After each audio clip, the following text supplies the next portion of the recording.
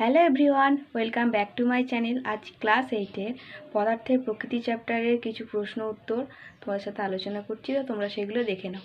প্রথম প্রশ্ন কি আছে, এমন কিছু ধাতুর নাম লেখো যারা কোনো অবস্থাতেই জলের সাথে বিক্রিয়া করে না। তাহলে এমন কোন ধাতু যেগুলো জলের সাথে সাধারণত বিক্রিয়া করে না? সেরকম ধাতু হচ্ছে সোনা, রূপো, তামা। এখন দেখো, তড়িৎ যে ধাতুর সক্রিয়তার শ্রেণী আছে সেই শ্রেণীর কিন্তু ডান দিকে এই সমস্ত ধাতুগুলো অবস্থান করে, হাইড্রোজেনের ডান দিকে অবস্থান করে। সেই জন্য আর ওই শ্রেণীতে যারা ডান দিকে অবস্থান করে হাইড্রোজেনের, তারা কিন্তু কম রিঅ্যাক্টিভ, ঠিক আছে? সেই জন্য এরা কিন্তু সাধারণ অবস্থায় জলের সাথে বিক্রিয়া করে না। নেক্সট প্রশ্ন কি আছে, ম্যাগনেসিয়াম, অ্যালুমিনিয়াম, জিঙ্ক, কপারের মধ্যে কোন ধাতু সবচেয়ে দ্রুত লঘু HCl এর সাথে বিক্রিয়া করে H2 গ্যাস নির্গত করে? অর্থাৎ এই ধাতুগুলোর মধ্যে কোন ধাতুটা হাইড্রোক্লোরিক অ্যাসিড, লঘু হাইড্রোক্লোরিক অ্যাসিডের সাথে বিক্রিয়া করে H2 গ্যাস নির্গত করবে? এদের মধ্যে শুধুমাত্র ম্যাগনেসিয়াম সবচেয়ে দ্রুত এদের সঙ্গে হাইড্রোক্লোরিক অ্যাসিডের সঙ্গে বিক্রিয়া করে হাইড্রোজেন গ্যাস নির্গত করবে। কারণটা কি? কারণ হচ্ছে ম্যাগনেসিয়াম এই ধাতুগুলোর মধ্যে যে সক্রিয়তা শ্রেণীতে অবস্থান করে, ধাতু সক্রিয়তা শ্রেণী, তাদের বাম দিকে অবস্থান করে এদের সবার তুলনায়। সেই জন্য এর সক্রিয়তাও কি অন্যান্য ধাতুগুলোর চাইতে বেশি। সেই জন্য এই ধাতুগুলোর মধ্যে ম্যাগনেসিয়াম সবচেয়ে দ্রুত হাইড্রোজেন গ্যাস নির্গত করবে লঘু HCl এর সাথে বিক্রিয়া করে।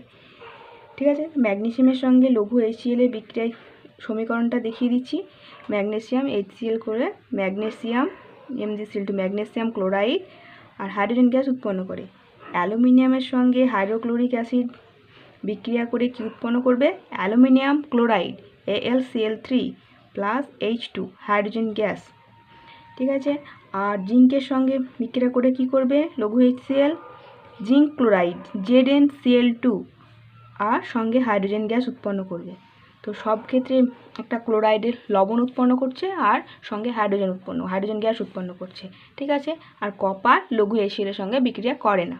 ঠিক আছে, নেক্সট দাঁড়াও, এটা লিখে দিই, HCl এটা বিক্রিয়া করবে না। ঠিক আছে, নেক্সট, তামার পাত্রে লঘু HCl রাখা যাবে কি? দেখো, একটু আগেই বললাম যে কপার লঘু HCl এর সঙ্গে বিক্রিয়া করে না, তাহলে তামার পাত্রে তো লঘু HCl রাখা যেতেই পারে, তাই তামার পাত্রে লঘু HCl রাখা যাবে। নেক্সট হচ্ছে, লোহার পাত্রে কপার সালফেট দ্রবণ রাখা যাবে কি? মানে আয়রনের একটা পাত্র, সেখানে কপার সালফেট মানে হচ্ছে CuSO4 এর দ্রবণ, পাত্রটা হচ্ছে আয়রনের আর সলিউশন হচ্ছে কপার সালফেটের, তো এটা কি রাখা যাবে এর মধ্যে? এর উত্তর হচ্ছে না। কারণ কি? এই কপার সালফেটের যে কপার, এর অবস্থান হচ্ছে আয়রনের ডান দিকে। সেই জন্য এই আয়রন কি করবে? এই কপার সালফেটের যৌগ থেকে কপারকে সরিয়ে নিজের জায়গাটা নেবে, অর্থাৎ কপার সালফেট হয়ে যাবে আয়রন সালফেটে। ঠিক আছে, ফেরাস সালফেটে পরিণত হবে আয়রনটা। তো সেই কারণে তাহলে কি হবে? আয়রনের পাত্রটা আস্তে আস্তে ক্ষয়ে যাবে, সেই জন্য একে রাখা যাবে না। কারণটা কি? ধাতুর সক্রিয়তা শ্রেণীতে লোহা কপারের বাম দিকে অবস্থান করে, এইদিকে অবস্থান করে লোহা, আর তার এইদিকে অবস্থান করে কপার। যদি মোটামুটি হাইড্রোজেন এখানে থাকে, হাইড্রোজেনের এইদিকে অবস্থান করছে কপার আর এদিকে অবস্থান করছে লোহা। তো যেহেতু লোহা এর বাম দিকে অবস্থান করছে, তাই লোহা কপারকে প্রতিস্থাপন করবে, ফলে লোহার পাত্রটা ক্ষয়ে যাবে। তাহলে কপার সালফেট সলিউশনটার কপার সালফেট থাকবে না, সেটা হয়ে যাবে ফেরাস সালফেটের দ্রবণ, সেই কারণে রাখা যাবে না। সেটাই লেখা আছে, ধাতু সক্রিয়তা শ্রেণীতে লোহা কপারের বাম দিকে অবস্থান করে, ফলে লোহা কপার সালফেটের দ্রবণ থেকে কপারকে প্রতিস্থাপিত করে কি উৎপন্ন করবে? ধাতব কপার পদক্ষিপ্ত করবে, ফলে লোহার পাত্র ক্রমে ক্ষয়ে যাবে, এ কারণেই রাখা যাবে না।